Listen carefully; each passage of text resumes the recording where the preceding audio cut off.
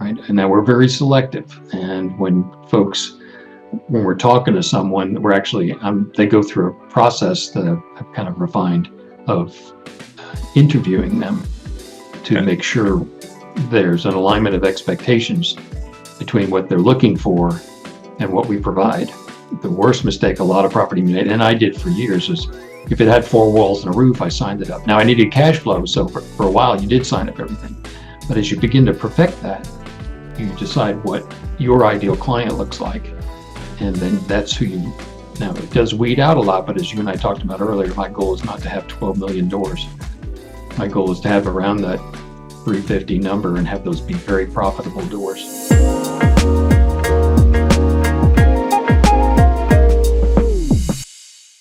Today I'm speaking with Michael Francis, owner of Rollingwood Management based out of Austin, Texas. Michael has been doing property management for over 40 years and has a lot of knowledge to share with everybody here. He has more of a focus on profitability rather than just door count. He has a unique outlook on property management and how he assesses whether or not he should work with a particular client. Let's get straight to the interview so you can understand how Michael structures his business, what he does in his day-to-day, and where he invests his cash flow that he makes from his property management company as well. Thanks for having me on. You guys are awesome and really made a huge impact. And, you asked me later on here, what's some of the major turning points? I should have found you guys 15 years ago to take care of it. You do a great job. I'm an education major, actually, and like lots of people, kind of fell into this business. Sorry, phone's ringing there. I should turn that off. I remember going to a seminar once and they said, how many people made a conscious decision to get into property management? No hands went up in the room. So we all kind of fell into this industry. And it's the same thing here. When I was a student at UT, before I got there, University of Texas, I grew up, my dad was a fix-it guy. So we tore engines apart and fixed them. So I learned how to fix stuff. And when I was a student over there, this guy owned some rental property and he said, can you fix stuff? I said, yeah. So he was paying me to fix stuff. And I thought, this is about as cool as it gets. And so got involved in that while I was a student. And then at some point he got out and came to me and said, you're going to be an education major. I'll pay you what a teacher makes if you'll do property management for me. And so that was the beginning of me getting into this when I realized I could make more than a teacher, which back then, 38, 40 years ago, wasn't a whole lot. Still not a whole lot. But anyway, so that was the beginning of how I got into property management 38 years ago. And since then, just continued to grow the company, made a lot of really bad decisions along the way and some really stupid stuff because I wasn't a business person, right? And so I was learning how to do that. Anyway, since then, designations, all the NARPM designations, just learn, property management, drink it in. And so here we are. We're now a family business. My son's in the business. I'm really cooled out about that. And did you start off in property management starting your own company, or did you work somewhere first to learn the ropes and then go into your own business? Yeah, I worked for him for a short time, and then he wanted to get out, had a small inventory of properties and turned them over to me. And I said, yeah, I can do that. And I did everything, turnkey, all the maintenance, the whole, because I had such a small number of units. And I can't remember, it was 38 years ago, it was 30, 40 properties. But then got to know more people, got more properties, got a license, brokers, it just kind of kept going and realized, wow, I could control, I had kids coming on board, I could control my time, I could manage it. This was at the introduction of fax machines and cell phones. So it was more of a challenge then, but it was much more controllable. And so, then that spun into Rollingwood Management. Got it. Okay, cool. So when you started, from what it sounds like, you had about 38, 40 properties that you took over from the previous owner. And then from there, I'm guessing at that time, it wasn't like the internet was around or any of the strategies that we have today to help bring on new doors. Was it primarily through networking? Is that how you ended up growing at that point? Yeah. Who was it that back, we didn't have those things, right? And so the only people that were interacting with investors was who? Agents. Okay. And so I figured that out pretty quick. Okay, agents are talking to investors. And so I just started spending more time getting to know agents and talking about what we did. And that's always and still is, this many years later, the best place for people to come and play. Now, keep in mind, and a lot of people don't do this, we don't do sales. Okay. I looked at that earlier on and went, So how do you after approach an agent? weekends, no, I'm not doing that. And so I made a conscious decision, we're not going to do sales, so we do just property management. So it's safe for agents to park their inventories here and send their investors, right? Because we send them back to them. People would laugh and say, you're missing the income stream. And I said, yeah, so not hurting. Gotcha. So how would you go about approaching an agent? Let's say today, like what are your strategies for doing that? Do you, at this point, I imagine probably have a pretty good network. But if you had to open up a new agent relationship, what are some things you would do to try and open up that type of relationship? What I found was of course, it's a sales driven industry, right? And everything about what even the Austin Board of Realtors, everything they do is most of the board members are sales agents. Very few property managers are engaged and involved. And so by being on the committees and being down there and being involved, you just get to know them and people get to know you and what you do. And it's just that word of mouth, and one tells another. And even today, agent so and so, I get your name from some company I don't even know. And that you just establish. It takes time. It's one of those things. It's not an overnight kind of thing, unless you're going to be spending buckets of money on advertising and all that. Most don't have that. But this is a great place to land, to get your name out and have people identify with you, because you and I talked about this before we came on. There's plenty of business. Yeah. And a lot of it is bad management. And so if you can do it well, and you can do it well, you will exceed, you will be successful. Got it. Okay. So it sounds like from what you're saying, associations were a good place for you to go start making an impact there. And as a result of that, your name gets out, you start to build your network with other agents, and that eventually kind of steamrolls into more and more referrals coming through the door. Yeah, and the people that you're already working with, some of them know others that have rental property, and yeah, it works. Just that natural acquisition, it really does work. Yeah. So obviously you've been in property management for a fair amount of years at this point. What were some of the most pivotal points in your business, let's say, where you hit a moment where you're like, I don't know how to handle this? What was the door count roughly? What were the issues that you were encountering? Can you recall any of those?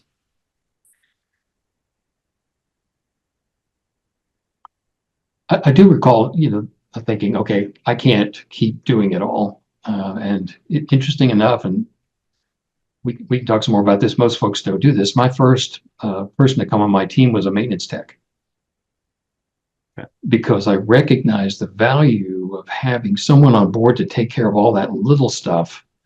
And even then, I didn't realize I created a profit center, right? So I was not only giving service, but I created a profit center.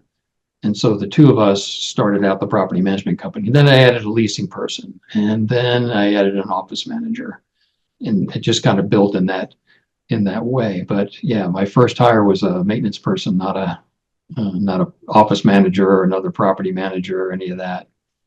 Do you know roughly what your door count was when you were like, okay, I think I can now go out and hire a maintenance manager?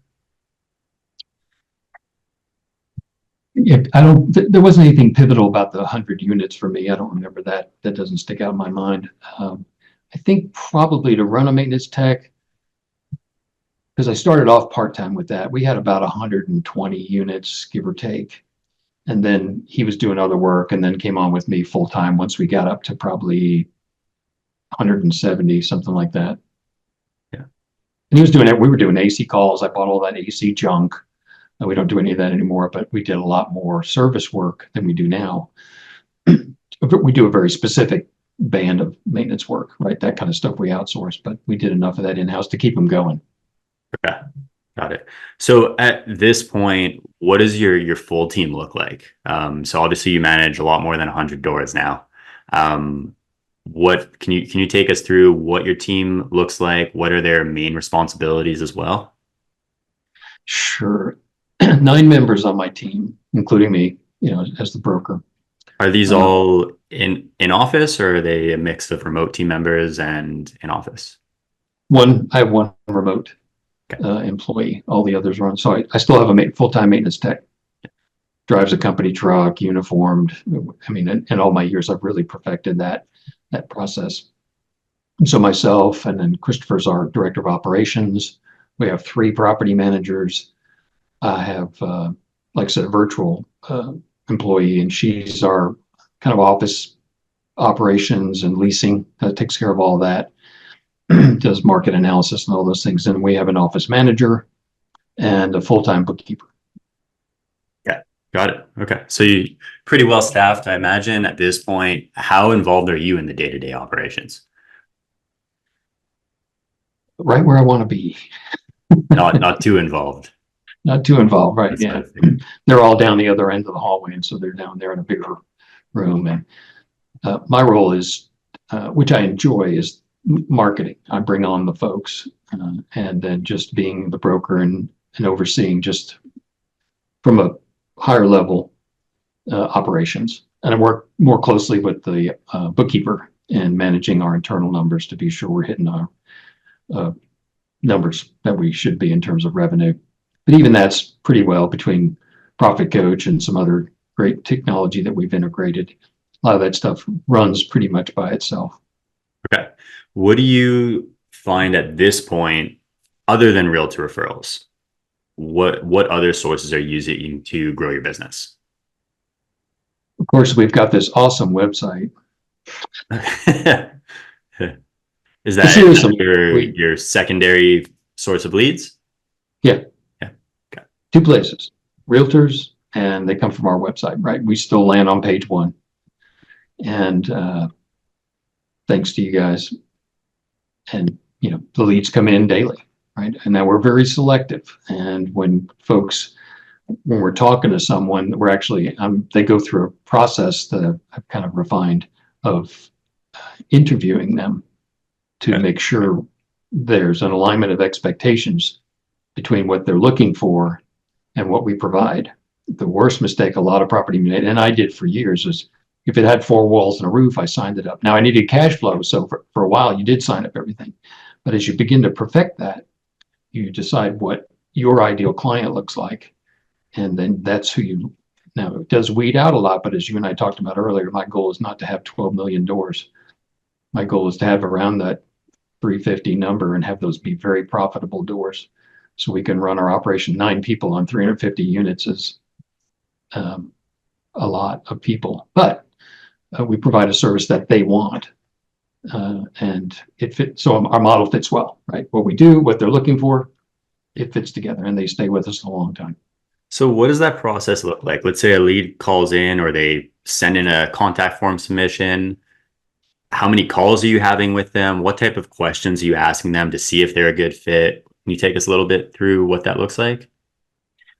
It's a very easy process.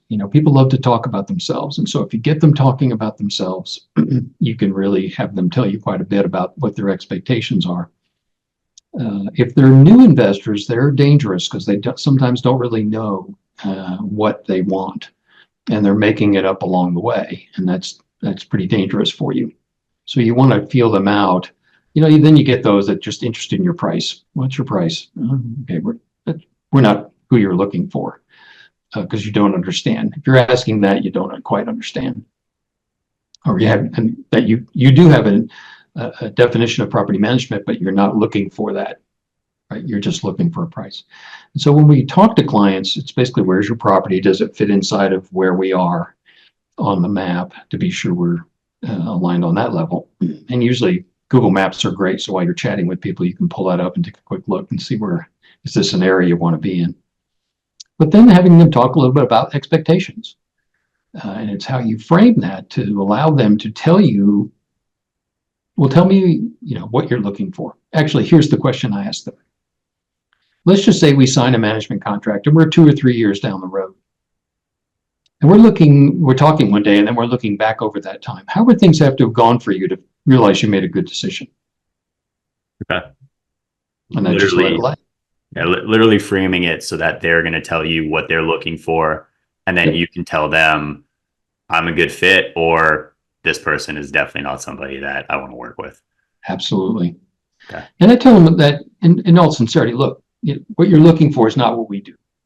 And so I was telling just a joke. I would say, what we don't want to do is get down the road 6 months and get divorced. It's ugly.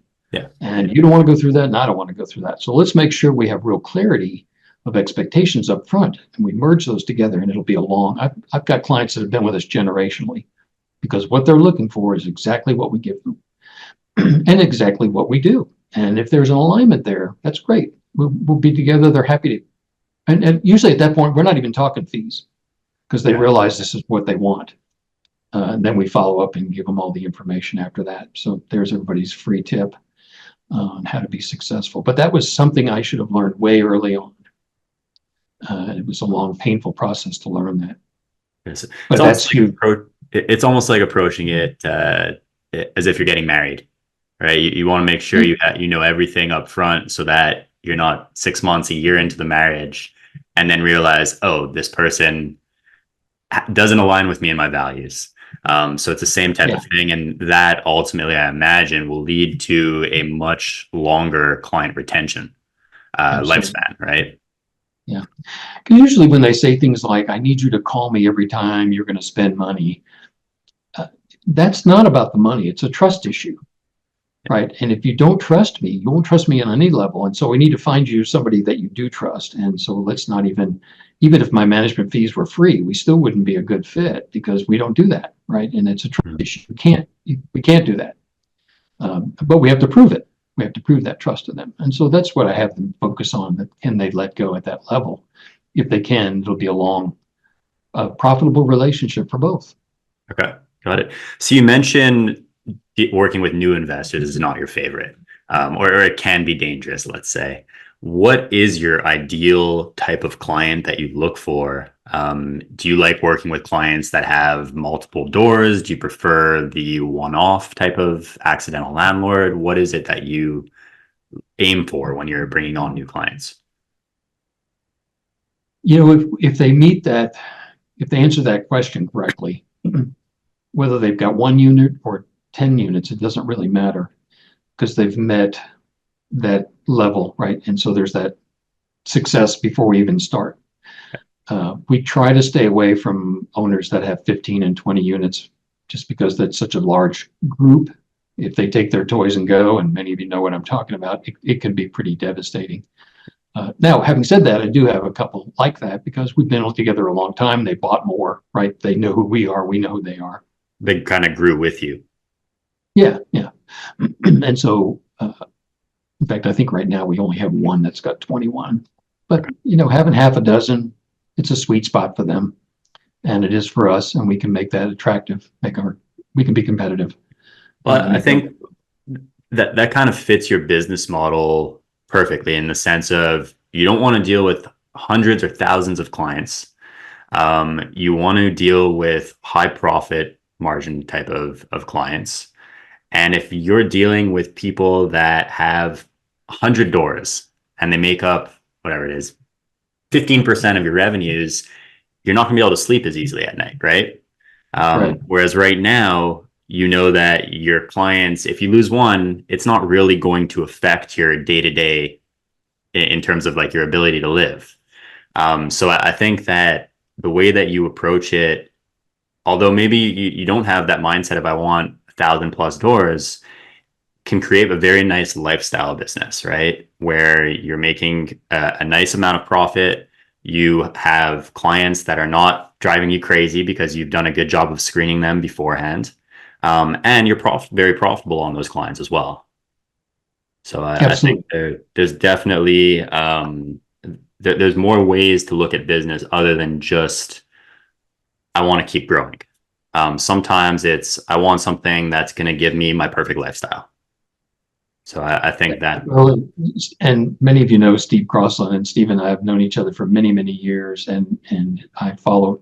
Uh, he and I agree on a lot of things, and one of them is deciding what's enough for yourself, and then making it work within those parameters. I have no desire to have 1,000 units and manage all that massive headache and all those crappy properties that you've got to take to do all that. But manage it for yourself, right? Decide what your sweet spot is and then finesse it, and you really can knock the ball out of the park. It's not about the numbers, it's about profit. that's it. Exactly. So although most of your clients, I'm sure, are very good and you have a very nice experience with them, you have been doing this for almost 40 years now. What is one of the craziest stories you have for us when it comes to property management or in your experience? There's some tragic ones, but one of the ones I think that I first got in the business, and when I first got in the business, like I said, I took everything and I managed some multifamily projects. And one in particular was in a really less than desirable part of town, but you know, I needed cash flow. So I became familiar with the Austin Police Department SWAT team. I got that phone call in the middle of the night. Hey, we're going into this complex that you manage. If you can get here in the next few minutes, you might be able to, I forget, assist us. Otherwise, we're just going to take control of the situation. And one of my tenants had decided to start shooting a pistol out of the window of his apartment on the second floor. And so we and the maintenance guy dash over there. And I mean, it was something out of a movie, right? Lights are flashing everywhere, spotlights, helicopter. And I just thought, what have I done? You know, it was chaos. And I seriously went home and told my wife, I think I need another job. I don't want to do this any longer. Anyway, after a long talk, we got through that. But that was my introduction to property management and some of the issues that can go badly for you. The situation all turned out okay. No one was hurt. And the guy had just a little too much to drink. Imagine that. And it got resolved. But it was quite the news scene. The local TV stations are there. I have no clue what to even say to them. I fortunately was able to avoid them at all costs. But that was one of my initial introductions to what can go wrong with property management. Is that what made you get out of multifamily? No, that owner sold. And I just decided, multifamilies, even now, it's best left. You do it in a big way. If you're going to do it, you embrace it and do it in a big way, right? It's hard to do if you just take a few units here and there and manage that, especially if it's not big enough to have a full-time staff, but small. And there's that same thing with your units. I mean, at some point when you get multifamily, you have enough for staff to be there. These weren't that. And so it was constantly trying to run vendors through there and manage leasing. And it was really much more difficult than it had to be for me doing it. Yeah, that's it. If you're going to build a business that's streamlined, it's tough to be managing a bunch of different types of properties, right? It's much easier if you're like, okay, I'm just going to focus on single family or I'm just going to focus on multifamily. It's almost like two separate businesses in terms of the standard operating procedures you need, right? So that makes sense. Have lease forms. We did HOAs for a while, and those can be just as drive you just as crazy depending on the boards that are elected, right? So one year you can have a great board that's easy to work with. The next year you get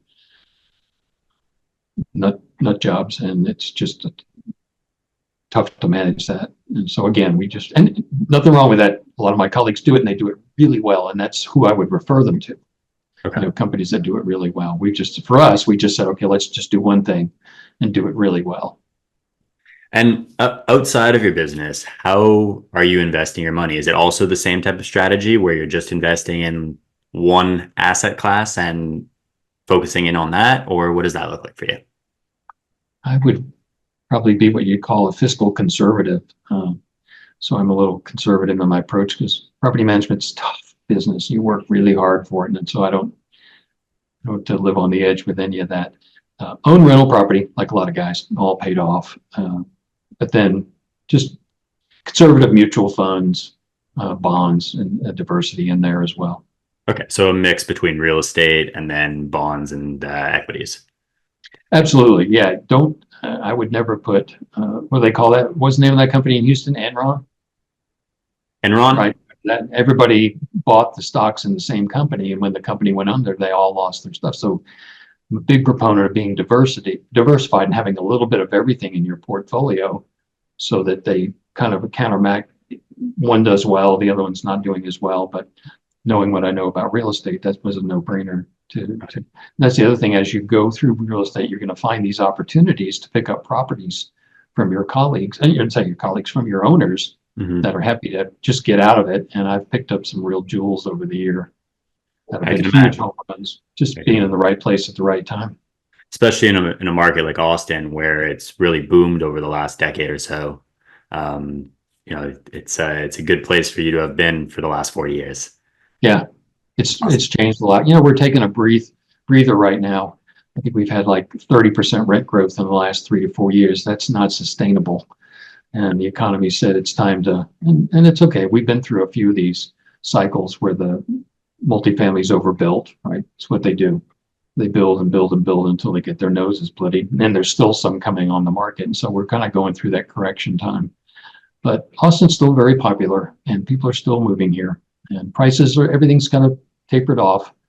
But even in 08, we had that taper off, but then we pulled out of that pretty nicely. So I anticipate the same thing's going to happen. Okay, got it. So if you could go back in time to when you first started in property management, what is the one thing you would do to help your company succeed at a faster pace? When I say succeed, I don't necessarily mean growth. It could be profitability, whatever your definition of success is. What is that one thing you would do quicker to help you succeed? Coaching. Sorry? Yep. Coaching, business coaching. Coaching. Changed my business. I could not figure out how to get to that next level, right? I was working in the business more than I needed to be. I want to be working on the business. And we hear that mantra all the time. It's very difficult to figure out how to make that happen. And I started going to Strategic Coach years ago, and at the urging of one of my colleagues, transformed my business. Just how did you find that coach? Was it through your colleague or? Yeah, I have a men's group that I go to once a week, and one of the guys in my group had been part of Strategic Coach and invited me to one of their business luncheons they had here in Austin. They were visiting, and so I went. And even after that, I was kind of like, it was a big commitment, both time-wise and financially, like a huge bite. But I took the plunge because I realized what the way Dan describes that, the guy that runs that, is it's the ceiling of complexity. We bump up against that. We can't figure out how to get through that to take our business to the next level. And Strategic Coach made that happen for me. And it just was a paradigm shift of making my company be what I wanted the company to be, and serving me and my needs, along with my employees and my clients and my tenants and my vendors and just the community. Just really helped me take that to another level. That's just been a home run and still pays dividends. I don't go to coach any longer, but even today, it's huge.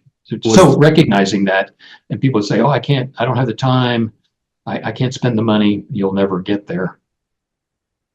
You might. Your coach specialized in property management, or was it a general business coach and they were able to apply business principles to your property management company? Yeah, it's just about entrepreneurs. And you would go every quarter and you're in a big room with just lots of entrepreneurs in every facet, financial and architects and just business people, right? Just entrepreneurs. And so you're just swimming in this pool of thought processes with other entrepreneurs about how they embrace what they love and how to refine and make that better. And Strategic Coach just helps you get clarity on what you want the business to be, and implement a strategy to make that happen. And that's one of the things that helped me on defining, as I said earlier, what my ideal client was.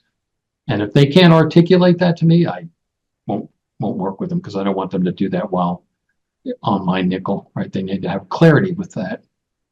And so I also use that same approach with my staff. Where do you want to be, right? What's success look like for you as an individual, and how can I help you get there? But that was the one thing I just paradigm shift. I mean, Yeah. I'm not kidding. It was huge. Got it. Yeah, I'm a big proponent of hiring, coaching as well, of reaching out to people that have done what you want to do. So I definitely see the value in that. Any departing words of advice for a fellow property manager that's hoping one day to get to the mark that you're at, that you can leave for them? If I had to refine it down to one, It can be two if you want. okay. I think so many property managers miss the point with that door growth issue that we talked about. Really take some time to think that through. It's okay to have that aspiration, but there's some dues you're going to pay along the way for that. Secondly, hire a maintenance technician way early on. That's huge. That's a huge profit center, and you can rock the service with that, right? We're right on the spot with our tenants. Somebody that a service tech that's just really good with people. I mean, we get incredible reviews just from Anthony talking to people. They just love it, right? We show up right away, we fix the gate latch, and they're giddy. And that's been a huge thing for us, not only providing the revenue, but instant service to our tenants instead of having to wait for some company to get out there. And then, like you said, the coaching. Make that investment. It's huge, but it just will pay such incredible dividends. And that was my mistake. I waited too long for that. But NARPM was a big component of me waking up to that as well. And you and I talked about that earlier. Everyone's willing to share. And that's why I said, ask me whatever you want. I'll share. There's plenty of business to go around if you're doing it really well. And if you focus on that service and do it really well, I guarantee you will be successful. Awesome. Awesome. For anyone that would like to connect with you offline, what would be the best place for them to reach out? Send me an email. I am happy to visit with anybody about growing your business or sharing what I've learned and what not to do. I've got plenty of those. mfrancis@rollingwoodmanagement.com. Awesome. Thank you so much, Michael. I appreciate it. Stephen, thank you. It's always a joy and a pleasure to see you and work with you guys. Take care.